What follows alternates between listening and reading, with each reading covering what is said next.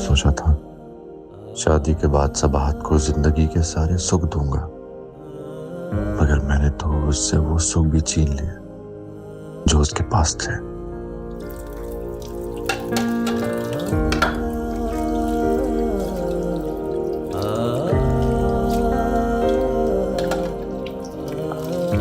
क्या हुआ ईसा? कुछ चाहिए आपको? नहीं, बस तुम्हें देख रहा था। सारा वक्त इसी तरह मुझे ही देखते रहेंगे और कोई काम नहीं है क्या?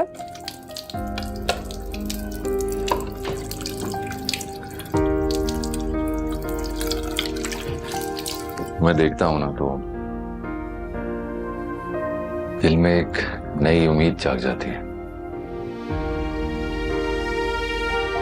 जज्बों में एक शिद्दत आती है कि मैं तुम्हें वो सारे सुख दे सकूं जिसकी तुम हकदार हो सबाहत।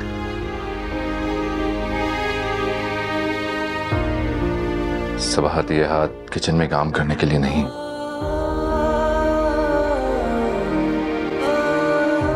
मगर मैं औरत के हाथ किचन में काम करने के लिए ना हो, वो औरत अधूरी होती है। किचन में आके अपने शौहर के लिए अच्छे अच्छे खाने बनाना, उसे प्यार से खिलाना, घर को जन्नत की तरह सजाना औरत के फराइज में शामिल होता है।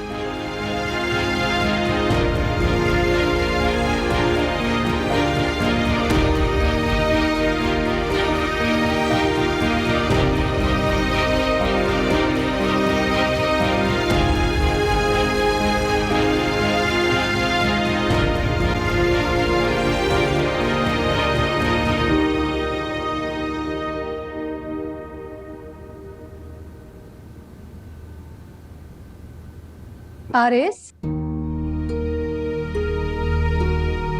कहाँ जा रहे हो? कब खत्म होगी आपकी ये पीछे से टोकने की आदत? बता कर जाओगे तो नहीं टोकूंगी। बच्चा थोड़ी हूं मैं जो बताऊं। अभी खेलने जा रहा हूं, वापस आ रहा हूं।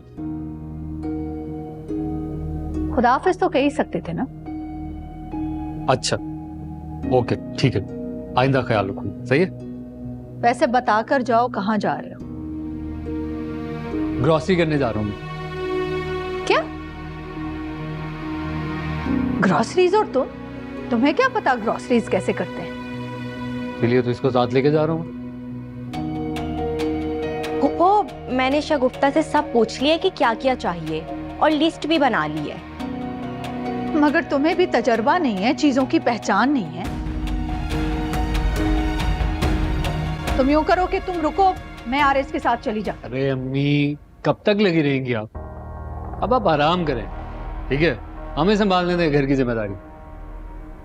और फूफो, मैं कोई बच्ची नहीं हूं कि मुझे चीजों की पहचान ना हो।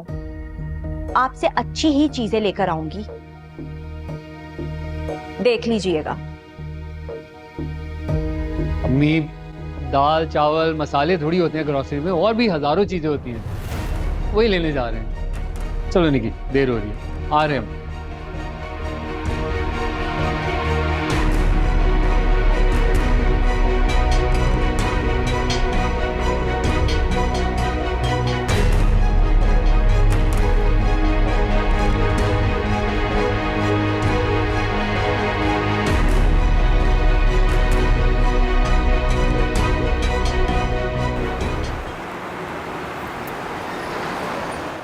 जी मुनीर साहब, आपने बिल्कुल सही सुना है। और मैं जानता हूं कि आपका प्रोजेक्ट सफर कर रहा है मेरी लाइलमी की वजह से ही। और मैं किसी भी तरीके से उस प्रोजेक्ट को अब कंप्लीट करना चाहता हूं। अगर आप मुझे मीटिंग का टाइम दे देंगे तो तफसीली बात भी हो जाएगी। जी जी, श्योर, थैंक यू।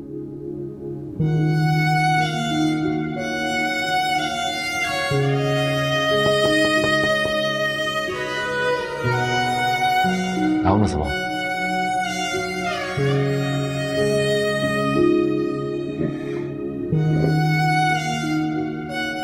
मुनीर साहब ने कल मीटिंग का टाइम दिया है। गुड, ये तो अच्छी बात है। ईसा, मैं एक बात पूछूं? प्लीज सच सच बताना। तुम जानती हो मुझे झूठ से नफरत है, मैं तुमसे झूठ नहीं बोलूंगा। आपके अकाउंट में कितने पैसे हैं? एक अकाउंट में होंगे 10,000 और दूसरे में यही कोई 20-25 हजार, मगर मैं निकालना नहीं चाहता। ईसा, हमें कम से कम भी 2 महीने का एक्सपेंस चाहिए होगा सादिक साहब और कलीम साहब की सैलरी के साथ। लेकिन कलीम साहब ने तो सख्ती से मना किया है कि उन्हें सैलरी नहीं चाहिए, और अगर उनसे ऐसी कोई बात की गई तो वो ऑफिस छोड़कर चले जाएंगे। लेकिन हमें फिर भी अखराजात तो चाहिए होंगे ना। मेरे अकाउंट में 2 लाख तक तो होंगे, आप वहां से ले लो। मुझे पता है ये काफी नहीं है, लेकिन फिर भी। इस बात हमारे अकाउंट को रहने देते हैं। ईसा प्लीज, अब मैं और तुम मत करो। अब हमें मिलकर हम बनकर इस केस से निकलें।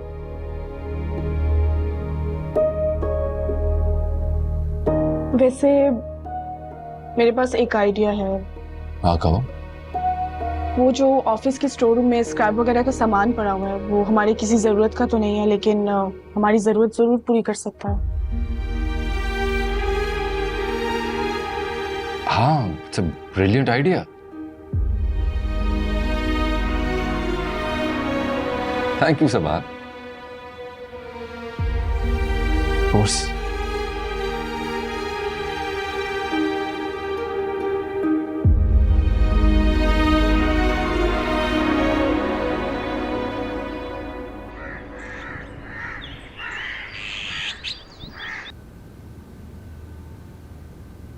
आरिस तो पहले ही मुंहफट था और अब शादी के बाद मजीद बदतमीज हो गया है। और उस पर वो नगीना जाहिल लड़की औकात से ज्यादा मिल गया ना उसे, इसलिए मेरे मुकाबले में आ गई है। आज अगर ग्रोसरी की जिम्मेदारी ली है, कल पूरे घर का निजाम अपने हाथ में ले लेगी। मगर मैं उसे ऐसा करने नहीं दूंगी। तलाक दिलवा के घर से बाहर निकलवाऊंगी।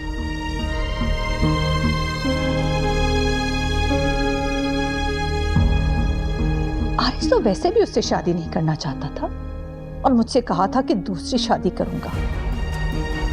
नगीना को तलाक दिलवा के सिराज की पूरी फैमिली को घर से निकालूंगी। शकील तो वैसे भी मफरूर है, पता नहीं क्या क्या वारदातें करके भागा है।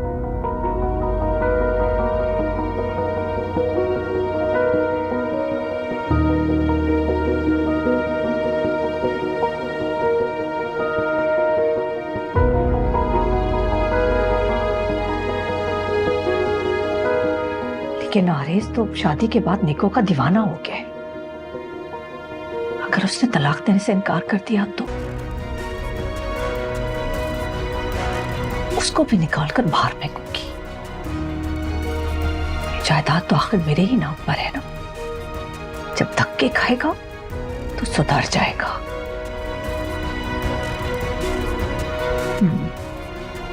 यही करूंगी।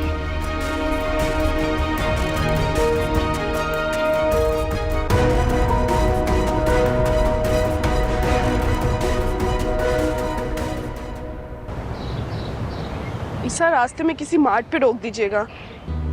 क्यों? इबादत का दूध का डब्बा खत्म हो गया है, वो लेना है। हाँ सबा, कल ले लेना। आज रात तक खत्म हो जाएगा तो। सबाहत, मैं डोंट वरी, मेरे पास पैसे हैं। थैंक यू सबाहत, तुम चुटकी बजाते ही सारे मसले हल कर देती। आपकी मोहब्बत की ताकत जो है मेरे साथ। चले? हाँ चलते हैं।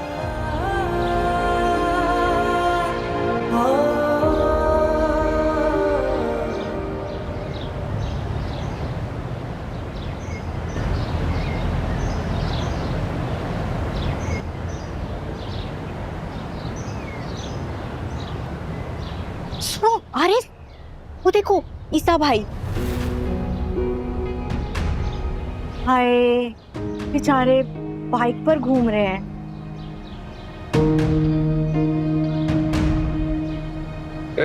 सबाहत, आरिस। ईसा, चले, हमें लेट हो रहा है।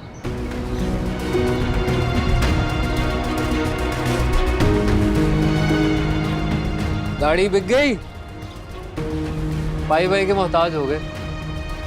अकड़ तो देखो इनकी, जमीन पर ठोकरे खा रहे हैं मगर दिमाग फिर भी साथ में आसमान पर है। रस्सी जल गई मगर बल नहीं गया। यार आप टेंशन लो, आप चलो तुम। ड्राइवर कहाँ पे है? लेकर आ रहा हूँ, चल।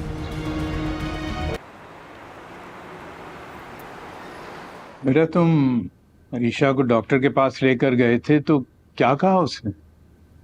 डॉक्टर काफी पूरी उम्मीद है बाबा। कह रहे थे कि अरीशा को ज्यादा अरसे तक इलाज की जरूरत नहीं पड़ेगी, ना ही मेडिसिन की। बस 2 विजिट और है। अल्हम्दुलिल्लाह, ये तो अच्छी खबर।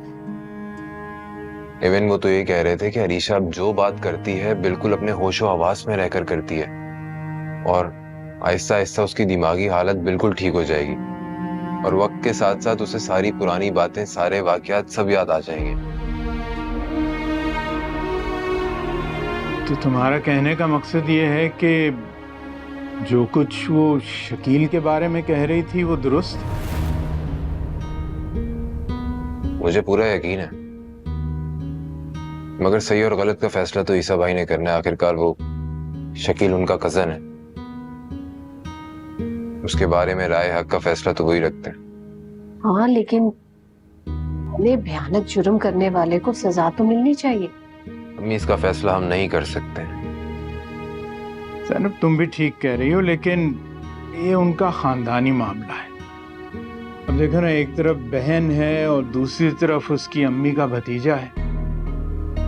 और वैसे भी ईसा और उसकी अम्मी के दरमियान पहले ही बहुत कशीदगी है और इसके साथ शायद मामलात और बिगड़ जाएंगे। हाँ, लेकिन रिफत बहन की अपनी बेटी का सवाल भी तो है। मैं बात करूंगा ईसा भाई से, अभी नहीं। अभी वो अपने बिजनेस के मामलात में काफी उलझे हुए हैं, लेकिन मैं जरूर बात करूंगा उनसे। ठीक है।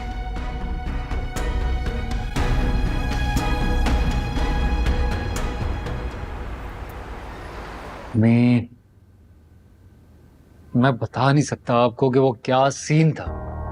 मुझे ना दिली सुकून मिला है वो देख के। ईसा जो बड़ा अकड़ कर चला करता था, वैसे झुका हुआ था, नौकरों की तरह ट्रीट करता था ना हमें। आज खुद नौकरों की तरह बाइक पर घूम रहा था। घूम नहीं रहा था, ठोकरें खा रहा था, ठोकरें। देखा नहीं था तुमने उसका चेहरा कैसे उतरा हुआ था? शक्ल से तो ऐसे लग रहा था जैसे कौड़ी कौड़ी का मोहताज हो गया हो।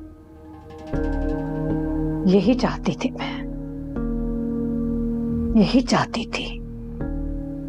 सारी जिंदगी मेरा हाथ अपने सामने फैलाने पर मजबूर कर रखा था। चंद पैसे नौकरों की तरह देकर कहता था सब कुछ आपका है। जब अपना हाथ दूसरों के सामने फैलाएगा तो उसे पता चलेगा। उसे भिखारी बना देखकर सुकून मिलेगा मुझे, सुकून।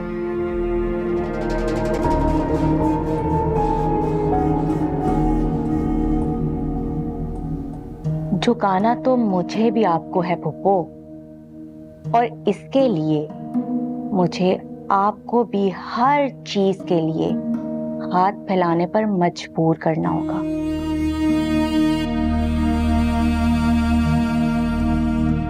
आपकी हर चीज आपसे छीननी होगी और आप जब रोएंगी, गिड़गिड़ाएंगी तो मुझे सुकून मिलेगा।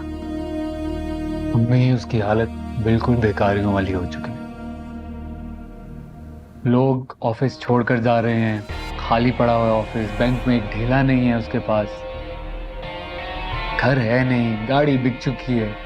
पता नहीं अब बेचारा 2 वक्त की रोटी भी कहाँ से मैनेज करता होगा। क्या तुमने उसके सारे ऑर्डर्स कैंसिल करवा दिए? हाँ हाँ, बस एक बचा। वो बुड्ढा बहुत खुड़ूस था, बहुत जिद कर रहा था कि मैं ईसा से ही करवाऊँ। छोटा सा ऑर्डर है, पैसे हैं नहीं उसके पास, खुद ब खुद ही कैंसिल हो जाएगा, देख लेना आप। काश ईसा का ये चेहरा इस वक्त मैं देख सकती। दिखाऊंगा अम्मी, बिल्कुल दिखाऊंगा आपको, बस थोड़ा सा वेट करिए।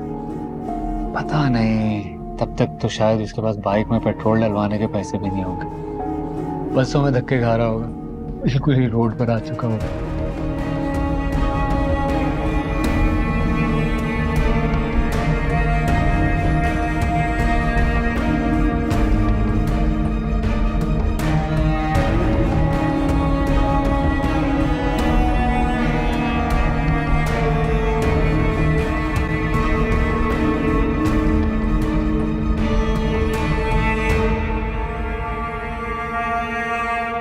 ईसा, जिसने कभी आपको अपना भाई नहीं समझा, हमेशा आपके खिलाफ गलत किया, उससे क्या तो वो कर सकते हैं आप। मगर मैंने तो उन्हें बच्चों की तरह समझा था। अब्बू की डेथ के बाद एक बाप की तरह ख्याल रखा था कि सारी ख्वाहिशां, सारी फरमाइशें पूरी की थी।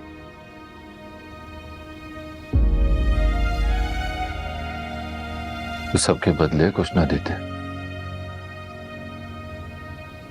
कम से कम इज्जत तो दे ही सकते थे। आज हारिस के रवैये ने मुझे बहुत मायूस किया। आपने हमेशा हारिस से प्यार किया, लेकिन आप ये भी तो देखें, दूसरी तरफ आपके खिलाफ उसके कानों में जहर घोला गया, तो वो किसकी बात पर यकीन करता? अपनी माँ पर या फिर आप पर? मुझे तो अभी यकीन नहीं आता कि अम्मी की मोहब्बत एक ड्रामा थी। वो तो सारे बहन भाइयों पर मुझे फौकियत देती थी। मेरी जरा सी तकलीफ पर वो तड़प उठती थी। मेरी जिंदगी के लिए, मेरी सेहत के लिए कितनी दुआएं करवाई उन्होंने। वो सब ड्रामा था ईसा, वरना आज आप यहाँ, हारिस वहां ना होता। वो झूठे प्यार के जरिए आपकी दौलत पर कब्जा करना चाहती थी। अगर उनकी मोहब्बत सच्ची थी तो उन्होंने झूठ बोलकर आपसे प्रॉपर्टी के पेपर्स क्यों साइन करवाए? और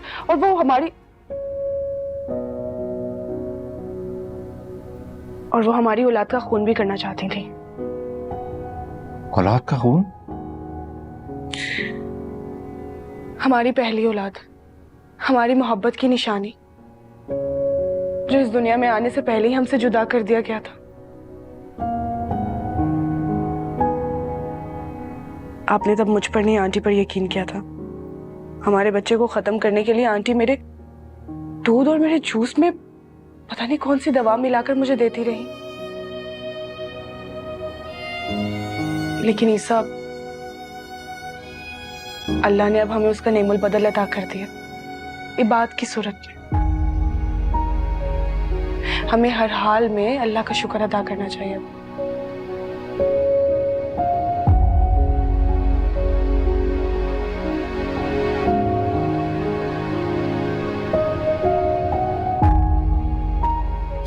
एक बात तो बताओ मुझे।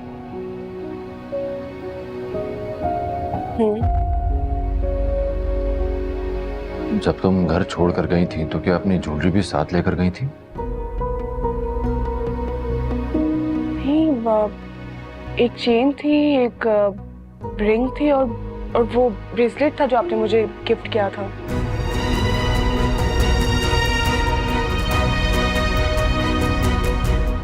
इसका मतलब यहां भी अम्मी ने मुझसे झूठ बोला।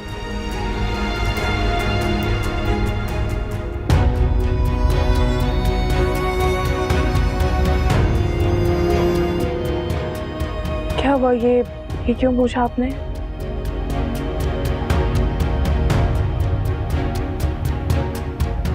छोड़ो ना सारी गुजरी हुई बात,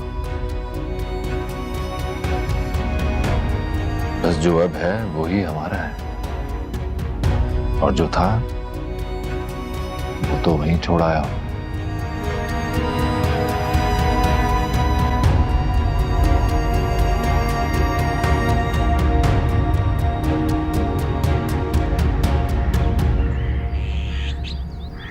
चंद दिनों की बात है अम्मा, आरेज ने फुप्पो से एक पेपर पर साइन करवाना है, फिर समझो सब कुछ हमारा होगा। हमारा मतलब हमारा, इसलिए जैसा मैं कहूंगी ना वैसा करो।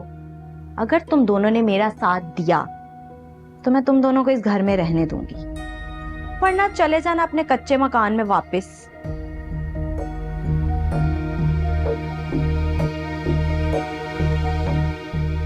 मैंने हमेशा तुम्हारा साथ दिया है निगो।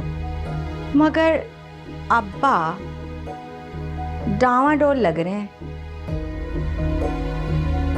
लगता है बहन की मोहब्बत कुछ ज्यादा ही उमड़ रही है।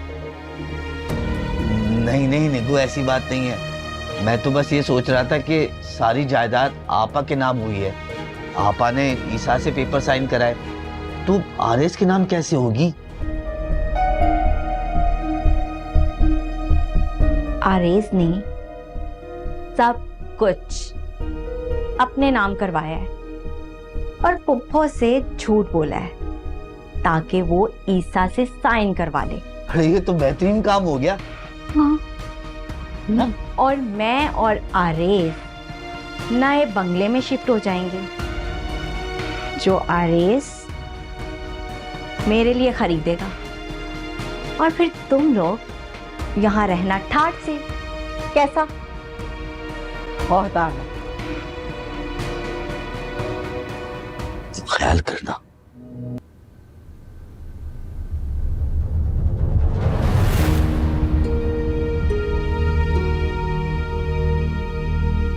तुम इस वक्त यहाँ मेरे कमरे में क्यों?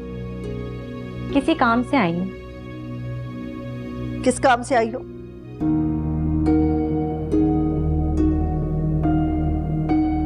आरेस? आरेस, ये क्या कर रहे हो तुम क्या कर रहे हो ये?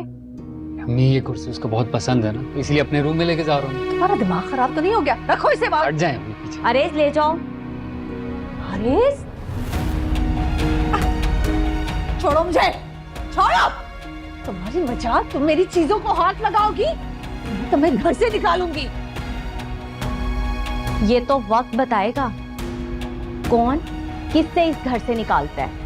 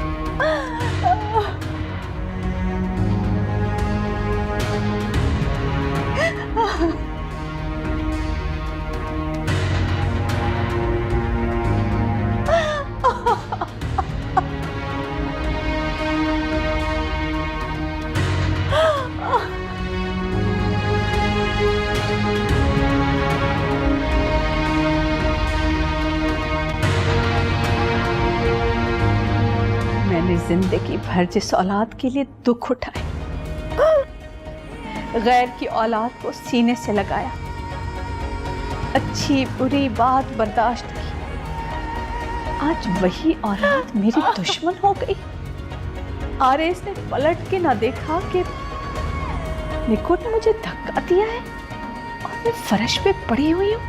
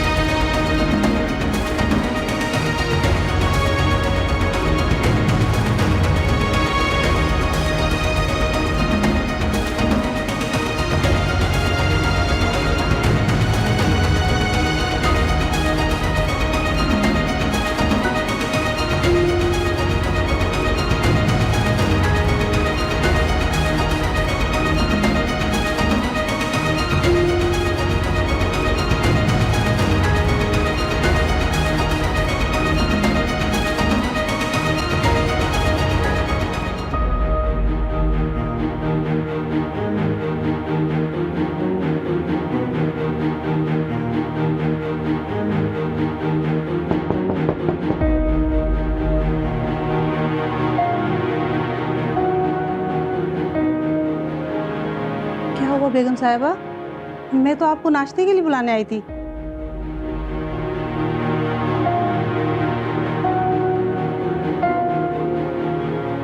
क्या हो गया है? गिर गई हूँ मैं। ज्यादा तो नहीं लग रही। कमरे से निकल रही थी, पैर मुड़ गया मेरा।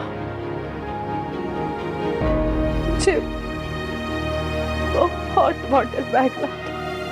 जी जी, मैं पिलाती हूँ।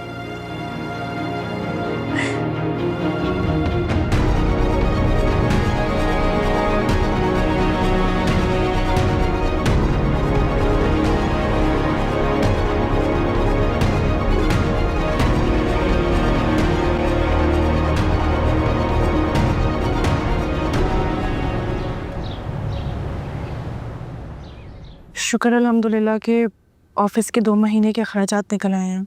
मुझे उम्मीद है कि 2 महीने के अंदर अंदर कंपनी स्टेबल हो जाएगी, तो बाकी के अपने खर्चात खुद ब खुद निकाल लेगी। इंशाल्लाह।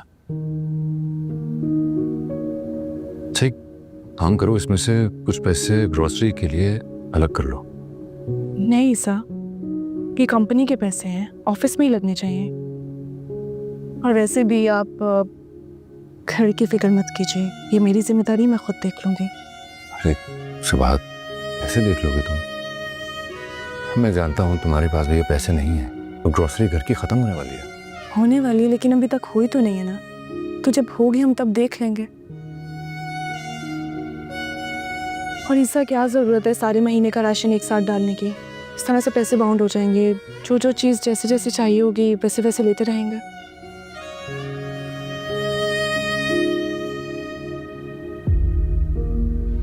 कितनी मुश्किलों में डाल दिया ना मैंने तुम्हें। नहीं ईसा, ऐसी कोई बात नहीं है। आप मेरे साथ होते हैं, मेरे लिए कुछ भी मुश्किल नहीं होता। और फिर राशन इकट्ठा लें या फिर ज़रूरत पड़ने पर लें, शुक्र अल्हम्दुलिल्लाह हम भूखे नहीं सो रहे। वैसे मैंने इस माह का घर का रेंट और यूटिलिटी बिल्स के पैसे अलग कर दिए।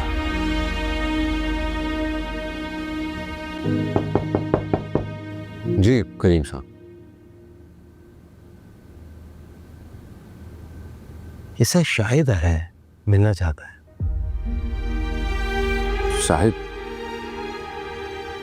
वो जरूर अपने वाजिबात लेने के लिए आया होगा, लेकिन हमारे पास तो देने के लिए कुछ है नहीं। नहीं, उसे अंदाजा है, वो हमारे हालात से बाखबर है, मगर फिर भी मिलना चाहता है। अच्छा, क्या बताया उसने? वो ज्वाइन करना चाहता है। ऑफिस ज्वाइन करना चाहता है इस हालात में? आप तो जानते हैं कलीम साहब, इस वक्त हम स्टाफ अफोर्ड नहीं कर सकते। मैंने उसे सब कुछ क्लियर कर दिया है, लेकिन वो बज़िद है। वो कहता है कि मैं बॉस का साथ देना चाहता हूँ और मिलकर दोबारा इस फैक्ट्री को खड़ा कर दूंगा इंशाल्लाह। और उसके अवज़ उसे कुछ चाहिए भी नहीं।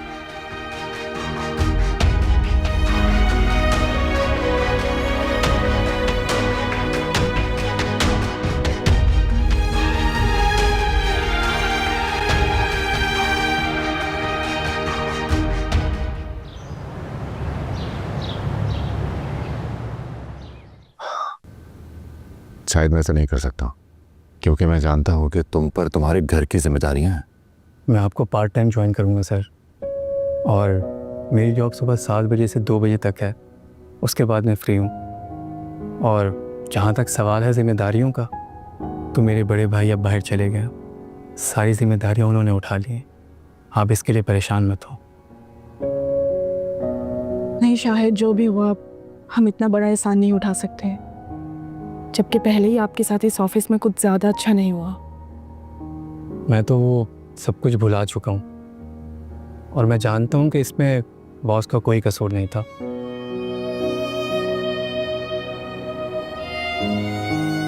मुझे इस कंपनी से बहुत मोहब्बत है मैडम, और आज मैं जो कुछ भी हूँ वो बॉस की वजह से हूँ। इन्होंने मुझे पहला चांस दिया था काम का, और सब कुछ इन्होंने सिखाया। मैं दोबारा इस कंपनी को अरूज पर देखना चाहता हूँ। अगर शाहिद, प्लीज़ बॉस, मना मत करें, मुझे रख ले अपने साथ। अब बेटा इनकार ना करो प्लीज।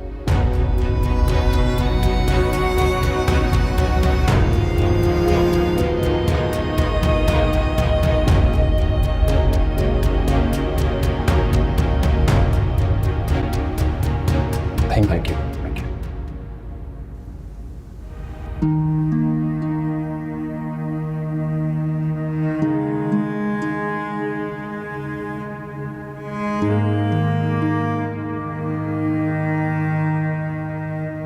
आरिस ने एक बार छोटे मुंह आकर नहीं पूछा कि अम्मी क्या हुआ है, कैसे लगी चोट। सबके घर में सबको पता चल गया कि मैं गिर गई थी। शायद ऑफिस चला गया हो, पहले भी छुट्टियां कर चुका है।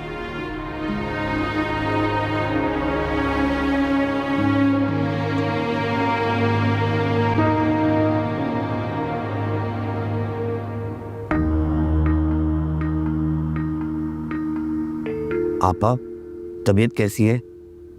नाश्ते पे नहीं आई, मैंने सोचा आपसे पूछा हूँ। बड़ी मेहरबानी तुम्हारी। इसमें इतना गुस्सा होने वाली कौन सी बात है? सिराज तो आपसे मोहब्बत से पूछ रहे हैं ना।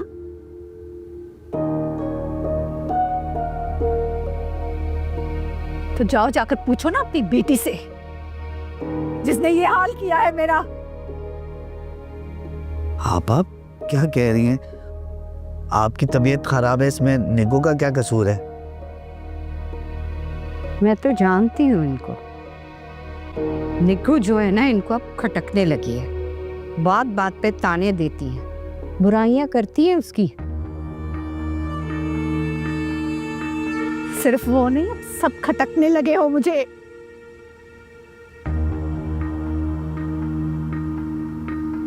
गलती हो गई मुझसे, भूल हो गई मुझसे कि मैंने तुम लोगों को इस घर में पनाह दी, और निगो की मैंने शादी आरे से करा दी। वाह भाई वाह, भलाई का तो जमाना नहीं है। जब आपके उल्टे सीधे काम में मैं आपका साथ देती थी, उस वक्त मैं अच्छी थी, और जब आप जायदाद की मालिक बन गए तो हम लोग बुरे हो गए। बकवास बंद करो तुम। ये तुम्हारी जायदाद नहीं थी जिस पर मैंने कब्जा किया है। मेरा घर है, मेरी जायदाद है, जिस पर तुम लोग ऐश कर रहे हो।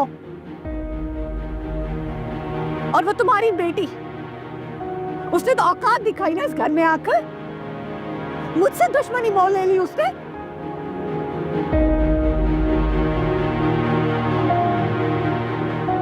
मुझे धक्का देकर उसने गिराया, और तुम लोग अब आए हो हमदर्दी करने। आप क्या कह रही हैं? निगो क्यों धक्का देगी आपको? मेरी कुर्सी लेकर चली गई है वो। जब मैंने रोका तो मुझे धक्का देकर गई।